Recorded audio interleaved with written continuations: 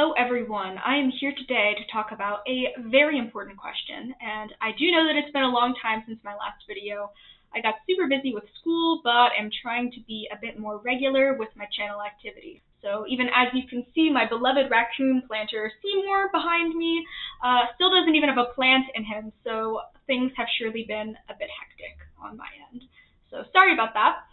So you may be wondering, what is this very important question that I am here to ask you today? And that question is, why did the frog cross the road? Yes, you heard me correctly. I said, why did the frog cross the road?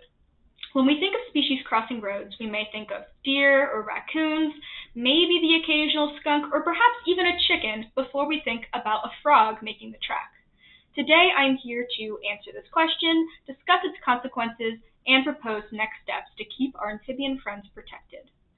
So why would a frog or a toad even want to cross a road? There must be something important on the other side. It is very common for species to need to travel for life history purposes. So adult amphibians commonly travel from forested areas to wetland areas to breed and lay their eggs.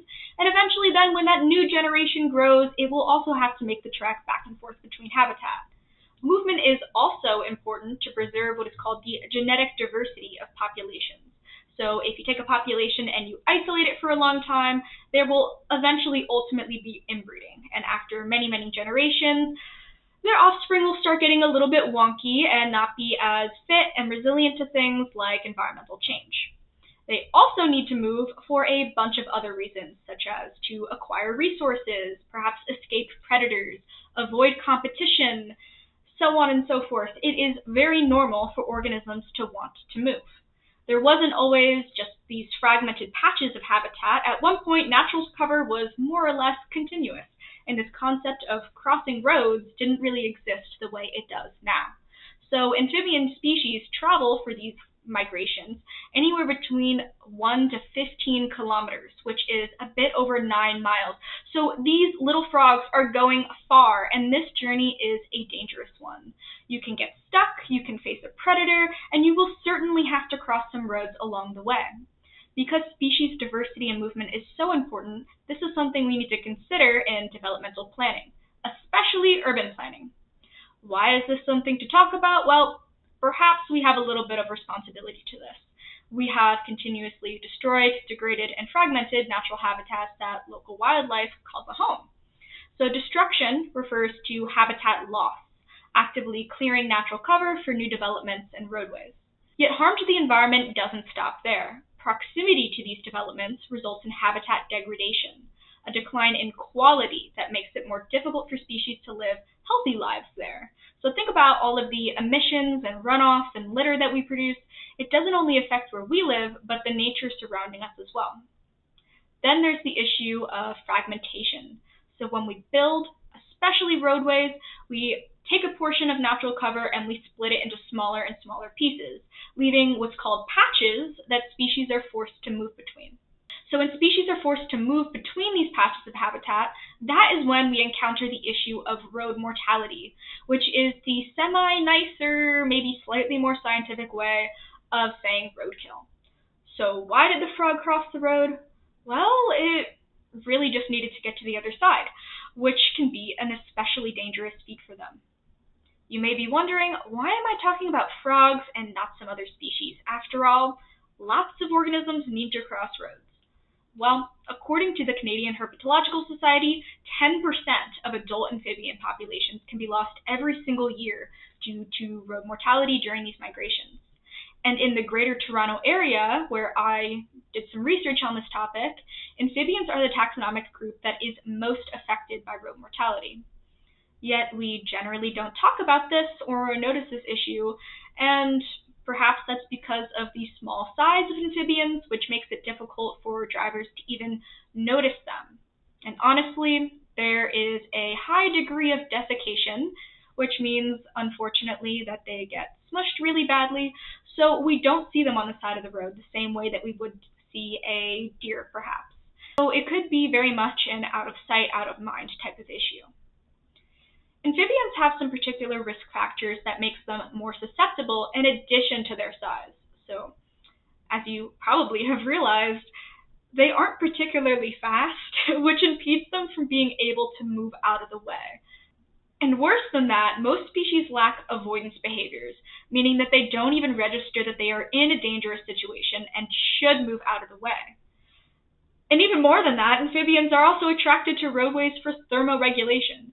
So they are what's called poikilotherms, which means cold-blooded, and that means that they need external sources to regulate their body temperature. And roadways, they capture and retain so much heat that to an amphibian, they may be a perfect place to sit and bask. So it's not exactly their fault, but these traits do make them very vulnerable to road mortality, which is why they are such an effective group of organisms. But I won't leave you with just a bunch of upsetting trends. We want to figure out what can be done about this issue. What can we do to help our froggy friends have a safer journey? I believe the first step is perhaps spreading awareness. Knowledge is the stepping stone to proper advocacy and stewardship.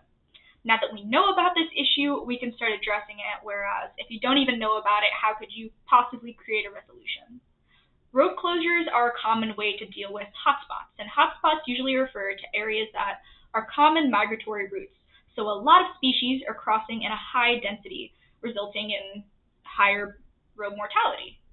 And this is definitely not a permanent closure, but this is generally implemented during peak breeding season. So only occasionally when fluctuations are really high. And in Ontario, this has been done for an endangered species called the Jefferson salamander, and it has been very effective for helping these local populations. And I know it's frustrating when these road closures affect your life. You just want to get to work and take your normal route, and it can be frustrating to have a disturbance in your routine.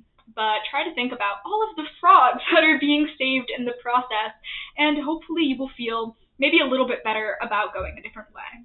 The road would not be closed if it wasn't going to really make a big difference. It would not have gotten past those planning stages for an actual closure to be implemented.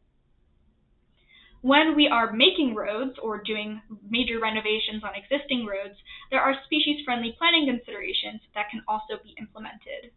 For frogs, this can be an eco-tunnel, also called an eco-passage, or a toad tunnel, which is super fun.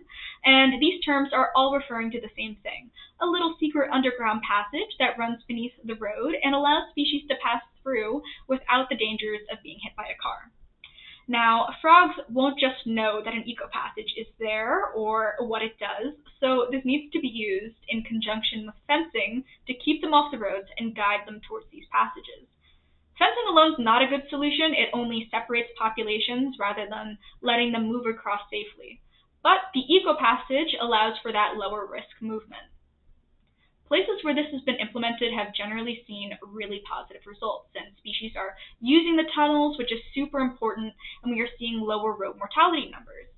We do need to consider monitoring and researching this, like what size and dimensions are best, which species are actually using this, are there any species that aren't, how can we make sure predators don't use these spaces as traps for prey, does this work for everyone?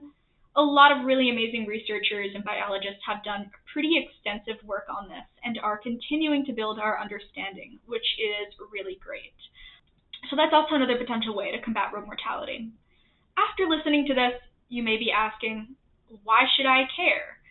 Although I am a proponent of the species matter for their own sake argument, so we should protect amphibians because their lives have value and they are in trouble. I have a, you break it, you buy it mentality on the matter because we created this issue. It wasn't an issue before we did this, so I feel like we have a responsibility to address it.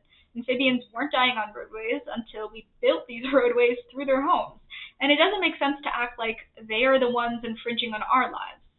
So if you are a person who is not motivated by this argument, they are also important to the stability of ecosystems. They are a predator, they are a prey item. If you have a stack of Jenga blocks and you rip out some load-bearing middle pieces, the entire tower is going to crumble down.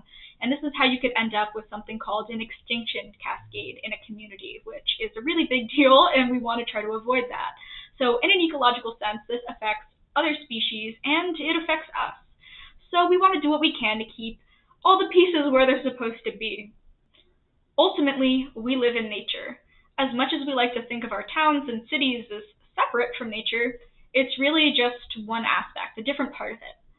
So we need to learn to live with other organisms that are in nature as well, rather than forcing them to live in the world on our own terms. So I just think that cooperation is key. And this is just one bird's opinion. Thank you for listening.